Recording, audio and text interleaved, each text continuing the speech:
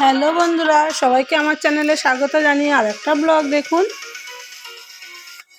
আলনাটা না ভীষণ নোংরা হয়েছে।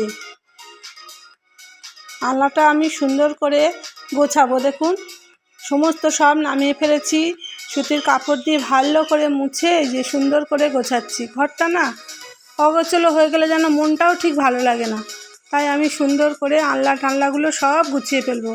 কয়েকদিন ঠিক মতন ঘর দুয়ারগুলো গুছাতে পারিনি, হাতটা কেটে গেছিলো, খুব ব্যথা ছিল হাতে, তাই জন্য আজকে একটু ব্যথাটা কমেছে। এই দেখুন, সমস্ত জামাগুলো নিয়ে সুন্দর করে হ্যাঙ্গারে ঝুলিয়ে দিলে দেখতেও খুব ভালো লাগে। আলনাটা আমার গোছানো মোটামুটি কমপ্লিট হয়েছে। তারপর বিছানার চাদরটাও পাল্টে দেবো, অনেক দিন থেকেই ভাবছি একটু পাল্টে দেবো, কিন্তু হাতে ব্যথার জন্য কাজ ঠিকঠাক করতে পারিনি। কিন্তু আজকের আর মাথার ঠিক নেই, সমস্ত ঘরদোরগুলো আমি সুন্দর করে আগে গোছাবো, তারপর আমার সব ভালো লাগছে না, এত অগোছালো হয়ে আছে না আমার ঘরগুলো। আমি সব সময় গোছাই। চাদরটা পাল্টে দিলাম। বালিশের ওয়ারগুলো কয়েকদিন আগে কেচেছি, ওই জন্য বালিশের ওয়ারগুলো আর পাল্টাচ্ছি না, বিছানার চাদরটাই পাল্টে দিচ্ছি। দেখবেন 3-4 দিন শোয়ার পর না সেই চাদরে আর শুতে ইচ্ছা করে না, মনে হয় যেন একটু কাঁচা সুন্দর চাদরে শুই, ভালো লাগে বেশ। চাদরটা পাল্টে ফেলছি, ওই জন্য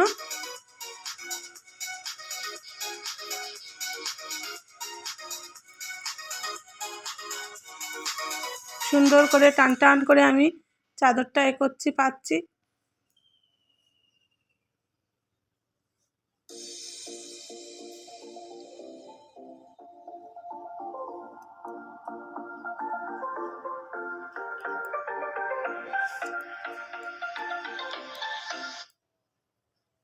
বালিশগুলোও সুন্দর করে গুছিয়ে ফেললাম। এদিকে সোফাটাও ভীষণ অগোছালো হয়ে আছে, সোফাটাও একটু গুছিয়ে ফেলি।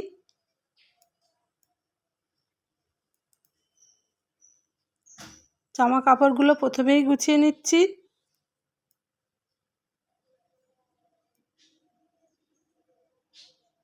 তারপরে দেখুন, সোফার আমার এটা কভার করা, কভারটা উঠে সবাই বসে একদম উঢাল হয়ে আছে। আমরাও সব সময় সোফায় বসে বসে ফোন টোন ঘাঁটি, কিন্তু গোছানো আর হচ্ছে না।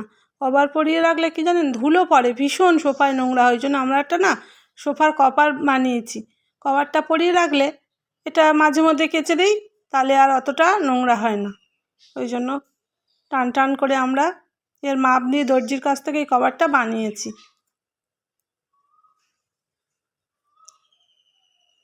এই সোফাটাও গুছিয়ে ফেললাম। এবার একটু ঘরটা যেন আমার ঝরঝরে লাগছে। ঘর গোছানো থাকলে মনটাও দেখবেন খুব ভালো লাগে, দেখতেও সুন্দর লাগে। এই যে আমি আলনা, খাট, সোফা সব গুছিয়ে ফেললাম, মুছে ফেলছি সব একদম। ওহ, দেখুন কেমন হলো গোছানোটা।